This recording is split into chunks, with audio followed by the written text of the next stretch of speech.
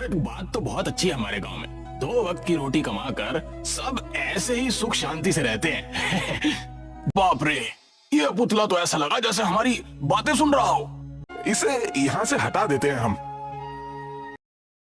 इस पुतले को यहीं रख दो और घर चलो। आज का दिन ये पुतला यहाँ वहाँ करने में ही बर्बाद हो गया। क्या हुआ, तुम इतने घबराए हुए से क्यों हो? जरा बाहर आइए, मुझे आपसे बहुत जरूरी बात करनी है।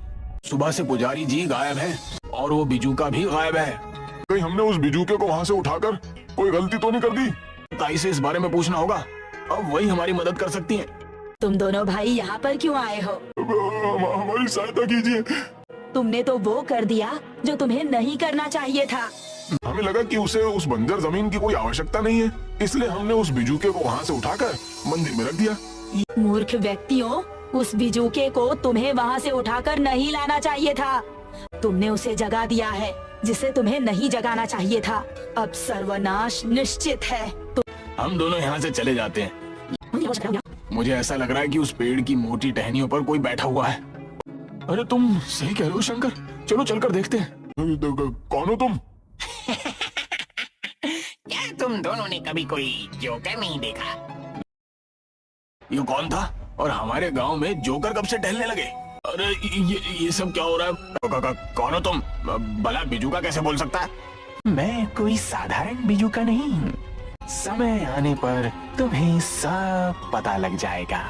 अरे कहीं तुम वही बिजूका तो नहीं जिसे हम खेत से उठाकर मंदिर के अंदर ले गए थे? क्या तुम दोनों ने कान्यम जंगल का नाम सुना है? अरे वो जंगल तो बहुत ही खतरनाक जंगल है। जो भी इंसान आज तक उस जंगल में गया है वो बचकर नहीं लौटा। लेकिन तुम दोनों जीवित लौटोगे। ये एक चमत्कारी हीरा है। जब तक ये हीरा तुम्हारे पास रहेगा, तुम दोनों का कोई कुछ नहीं बिगाड़ सकता। अगर हम तुम्हारी बात ना माने तो? अगर तुमने अपने कदम पीछे हटाने की सोची, तो अगली सुबह तुम दोनों का परिवार जीवित नहीं रहेगा। मैं उस रहस्यमयी बिजूके की सारी बातों को सुन रही थी। वो जंगल बहुत ही खतरनाक है। उस बिजूके ने हमें धमकी दी है। हमें जाने दो। अगर तुम्हें कुछ करना ही है, तुम दोनों के लिए प्रार्थना करो। तुम दोनों कहाँ जा रहे हो? कहीं उस बिजूके ने कानियम जंगल से उस वस्तु को लाने के लिए तो नहीं कहा है ना? अगर आप उस बिजूके के बारे में सब कुछ जानती थी तो आपने हमारी पहले सहायता क्यों नहीं की?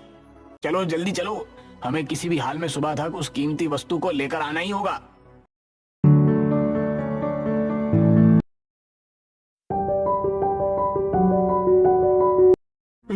ये कैसे संभव हो सकता है? तालाब के अंदर तो पानी है, मगर इस तालाब के अंदर तो एक और जंगल मौजूद है। ये सब क्या है? मेरी तो कुछ समझ नहीं आ रहा। इस जंगल के बारे में मैंने सुना तो था, लेकिन ये तो हमारी सोच से भी ज्यादा असाधारण निकला। उस बिजूके ने कहा था कि जब ये हीरा उस असाधारण वस्तु के पास पहुंचेगा तो ये नीले रंग की रोशनी का प्रकाश छोड़ेगा, जो कि सोने का था। भले इस असाधारण से सोने के हीटर को लाने के लिए उस बिजूके ने हमें इस मौत के दलदल में भेजा। मुझे लगता है कि शायद कोई खजाना मिलेगा या फिर हमें कोई ऐसी वस्तु मिलेगी जो हमने आज तक नहीं देखी होगी। उसी को उठाना चाहिए। कुछ ना कुछ बात तो हीटर में जरूर होगी। मुझे लगता है कि हमें इस सोने के हीटर को बाजार में बेच आना चाहिए। कुछ दिन और इंतजार करते हैं। अगर वो नहीं आता तो फिर हम इस सोने के हीटर को बाजार में बेच आएंगे। अरे भैया यहाँ आओ। देखो, ये पूरा पानी सोने का बन गया। इसका मतलब ये हुआ कि सोने के हीटर को हम किसी भी पानी में डालेंगे वो सोने का बन जाएगा।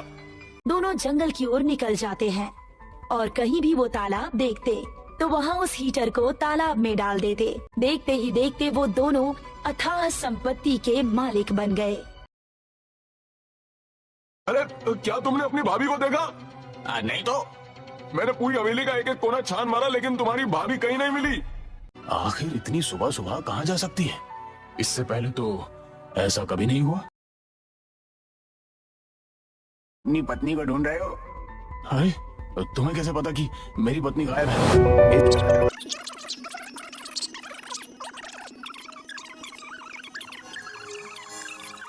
ये तुमने क्या किया? मेरी पत्नी कहाँ गई? तुम्हारी पत्नी वही है जहाँ तुम्हारे भाई की पत्नी है। मेरी बात गौर से सुनो।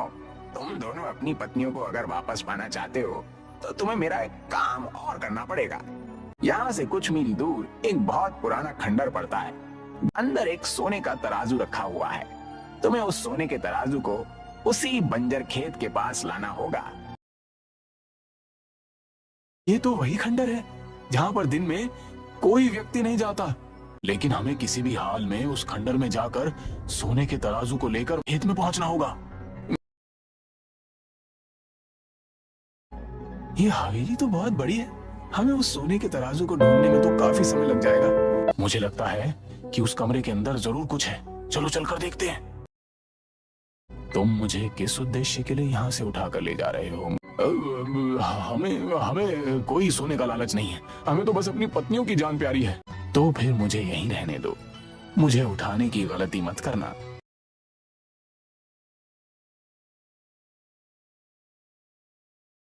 हम सोने के तराजू को ले आए हैं, हमारी पत्नी हमें वापस कर दो। अरे इतनी भी जल्दी क्या है तुम दोनों को? लाओ पहले वो सोने का तराजू मुझे पकड़ा दो। उस सोने के तराजू को हीरे के बिजूके को देने की गलती भी मत कर देना। इस बेवकूफ औरत की बात मानने की गलती मत करना। अब जब हमारी पत्नियों की जान खतरे में है तो हम तुम्हारी बात क्यों माने? इसे हीरे का बिजूका समझ रहे हो ना? वो कोई हीरे का बिजूका नहीं। समय मत गवाओ।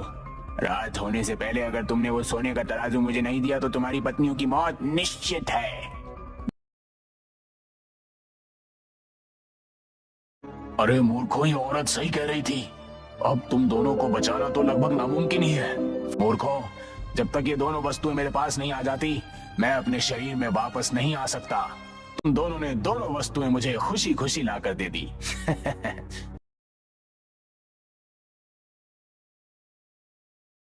इतना कहकर उस साधु की आंखों से आग निकलने लगी। वो चीखता हुआ राख के ढेर में परिवर्तित हो गया। लालच बहुत बुरी चीज है।